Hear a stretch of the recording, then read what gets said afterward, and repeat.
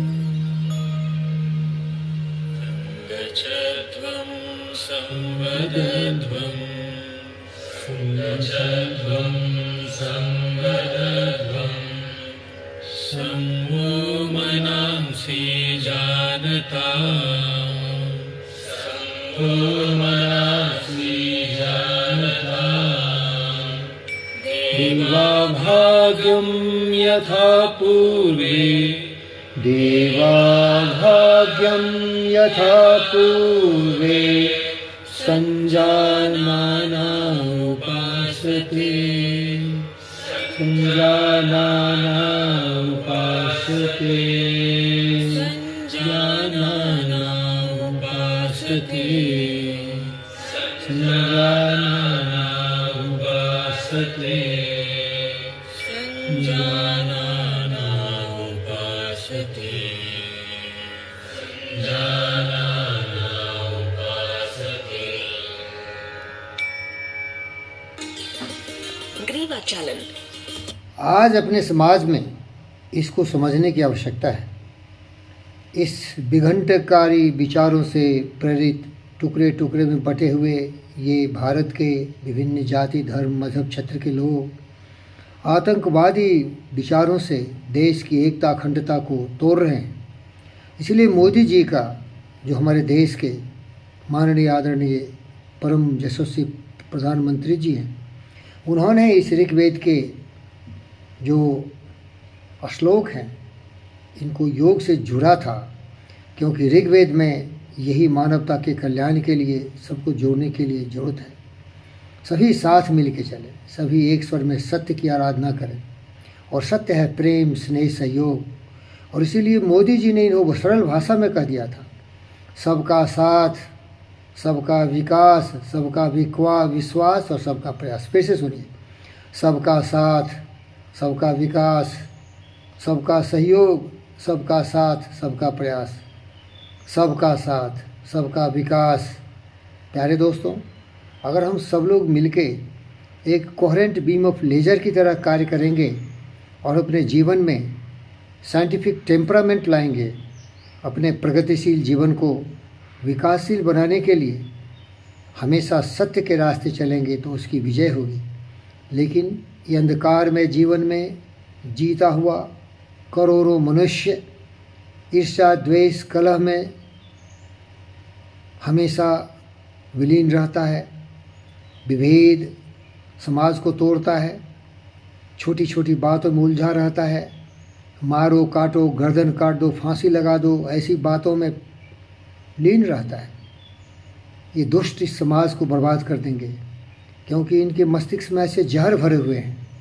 जब से पैदा लेते हैं यही विचार से इनका जीवन का सूर्योदय होता है, और इनका सूर्यास्त भी इन्हीं विघटनकारी ताकतों से, आतंकवादियों में, दहशतगर्दों में होकर ये समाज को तोड़ रहे हैं।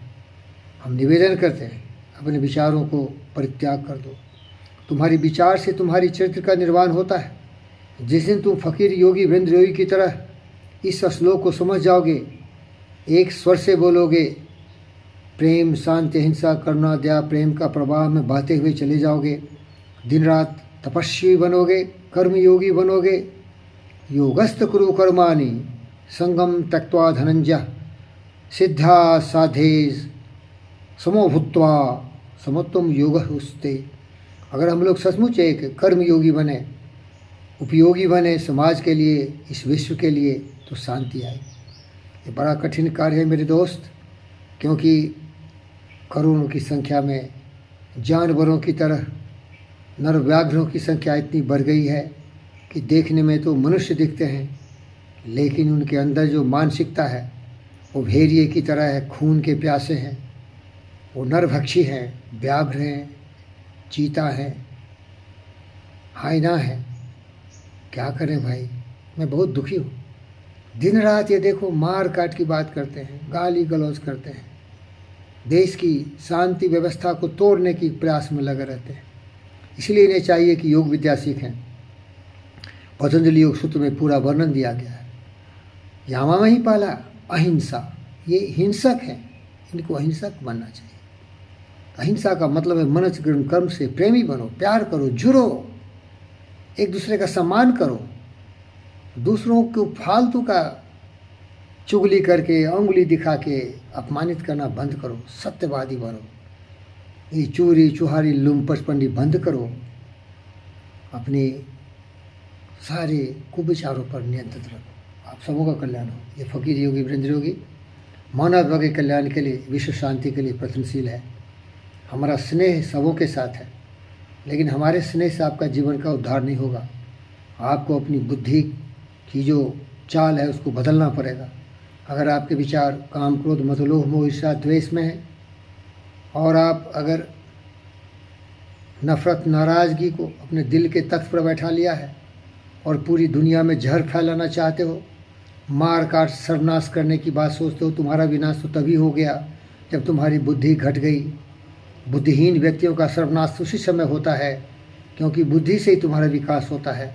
तुम्हारा विनाशकारी विचार तुम्हें सर्वनाश के रास्ते पर ला देगा। इसीलिए मैं तुमसे प्यार करता हूँ मेरे प्यारे बच्चों, बुद्धि बदल दो, और जो तुम्हारा है ईर्ष्या, द्वेष, कलह, उसको बदल दो। सत्य, न्याय, प्रेम, शांति, अहिंसा, करुणा, दया के प्रवाह में आ जाओ, और फिर तुम्हारा जय जयकार होगा। तुम भेदभाव भूल जाओगे, तुम एक हो जाओगे, एक स्वर में बोलोगे, हम सब एक हैं। हमारा उद्देश्य है अपने जीवन की महत्ता पराकाष्ठा को पहुंचना, शांतिमय जीवन, सुखमय जीवन, सबों के कल्याण में समर्पित जीवन, अपने आप को ज्ञानवान, विचारवान, बुद्धिमान, सर्वशक्तिमान बनाते हुए सारे लोगों को गले से लगाते हुए प्रेम की भाषा में पशु पक्षी जीव जंतुओं समूह को जोड़ देना, ये पृथ्वी को, पर्यावरण को, मानवता के कल्याण के लिए मनुष्य अपने बुद्धि का प्रयोग करेगा वैज्ञानिक ढंग से, एक वैचारिक ढंग से, जिसका आधार होगा प्रेम, सहयोग, करुणा, दया। यही सच्चा धर्म है, मानव धर्म है, मानवता है, यही इंसानियत है। धन्यवाद।